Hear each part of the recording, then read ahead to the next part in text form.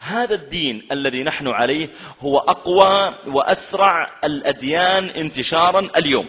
والله العظيم لا يوجد اليوم دين هو أقوى أو أسرع انتشارا من هذا الدين الذي نحن عليه من دين الإسلام. كنت في رمضان الماضي في ألمانيا، ألقيت محاضرة في أحد المساجد للألمان، وكان هناك أخ اسمه عبد العظيم يترجم للغة الألمانية. انتهيت من المحاضرة. أصلا أثناء المحاضرة كان هناك رجل دخل إلى المسجد وجعل يتخطى الرقاب حتى جلس ما بين الطاولة والصف الأول، وحتى مجلسه كان مزعجا للناس اللي أمام لأنهم جاءوا مبكرين وحجزوا مكانا فجاءوا ضايقهم. انتهيت من المحاضرة قبل أذان المغرب ب10 دقائق، ونحن في رمضان والناس يحتاجون أن يرجعوا إلى بيوتهم ليفطروا. فقلت أشكركم وإن شاء الله تعالى نلتقي بكم في وقت آخر. كان فيهم مسلمون وكفار. فرفع هذا الرجل يده. قلت عفوا انتهى الوقت، ما أستطيع أستقبل سؤالك إلا بعد الصلاة. قال أنا ما عندي سؤال. قلت إذا ماذا تريد؟ قال أنا نصراني جئت أبحث عن الإسلام. قلت يا مرحبا يا شيخ، لو نجمع المغرب مع العشاء تعال. وجلسته بجانبي، صار المترجم بجانبي وهذا في الجهة الأخرى. قلت له أنت من أين؟ قال من إيطاليا. طيب تسكن في ألمانيا؟ قال نعم. طيب لماذا جئت تبحث عن الإسلام؟ جعل الرجل يتكلم بحرقة.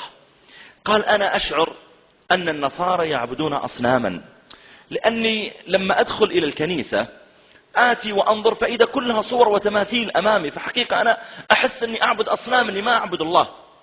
قلت هذه نقطة. النقطة الثانية، قال النقطة الثانية أن القساوسة عندنا يجمعون منا الأموال، يزعمون أنهم بها ينشرون النصرانية ويطبعون كتبها ويبنون الكنائس، وهم في الحقيقة يأخذونها لأنفسهم، بدليل أن عندهم أحسن السيارات وأحسن البيوت وأحسن العمائر. لما قال ذلك تذكرت قصة ذكرت عن إحدى الكنائس. ذكروا أن إحدى الكنائس قلت التبرعات عندهم، يقولون فقال القساوسة يا جماعة ما في فلوس خلاص. قالوا والله الناس ما يتبرعون، التجار ما في أحد يأتي يعترف ولا شيء، خلاص ما في فلوس. فقال واحد من القساوسة قال أنا عندي فكرة نجمع بها مالا. قالوا ما هي؟ قال ما رأيكم أن نبيع أراضي في الجنة؟ قالوا كيف؟ قال نبيع أراضي في الجنة. قالوا عاد الناس سيصدقونك. قال أنتم نزلوا إعلانات وقولوا الذي يشتري أرضا في الجنة ينجو من النار. إذا تبغى ما تدخل النار لازم تشتري أرض في الجنة. نزلوا الإعلانات وفعلا بدأ الناس البسطاء والضعفاء يتزاحمون، هذه معها ذهبها تريد أن تبيعه، وهذا معه بقرته، وهذا ومساكين يريدون أن يدخلوا الجنة. فمر في يوم من الأيام واحد من التجار، لما مر ونظر في إذا هذا الازدحام قال يا جماعة إيش القصة؟ قالوا والله نحن نشتري أراضي في الجنة حتى ما ندخل النار، نخاف من النار لازم نشتري أراضي في الجنة. قال يا جماعة الجنة عند الله كيف؟ قالوا والله هؤلاء يبيعون أراضي في الجنة. فجاء هذا التاجر ودخل، فلما دخل فإذا القساوسة قد قلبوا الكنيسة مكتب عقار، مخططات وصكوك وأوراق فلما رأوا قالوا أوه هذا التاجر فلان، لا هذا أعطونا مخططات الشمال، هذا أكيد إنه يبغى شيء يعني غالي. وطلعوا له المخططات وبدأوا يقولون له هذه الأرض على 4 شوارع، وهذه ربوة، وهذه في هنا جنبك بيت نوح عليه السلام، ومن هناك بيت لوط، ومن هنا بينكم شعيب ساكن، أنت تسكن في الربوة تشتري. وهو ينظر إليهم فقال لا أنا ما أريد أشتري أرض في الجنة. قالوا عجبا إذا ماذا تريد؟ قال أنا أريد أشتري النار. تبيعون النار؟ قالوا إيش؟ قال نعم بشتري النار. تبيعون النار؟ شريتها. قالوا نبيع جدها، المسألة كلها أصلا لعب في نبيعك النار. بكم؟ تفاوض هو إياهم حتى باعوه النار وأعطاهم الشيك. خرج ومعه صك أنه اشترى النار، فإذا الناس الضعفاء قد اجتمعوا عند الكنيسة، فرفع الصك هذا بين يديه عقد شراء النار، باكج كامل تسليم مفتاح، أخذ النار. فخرج وقال أيها الناس ما يحتاج تشترون أراضي في الجنة، أنا شريت النار لن أدخل أحدا، خلاص أنا ماني مدخل أحد، وفرت عليكم.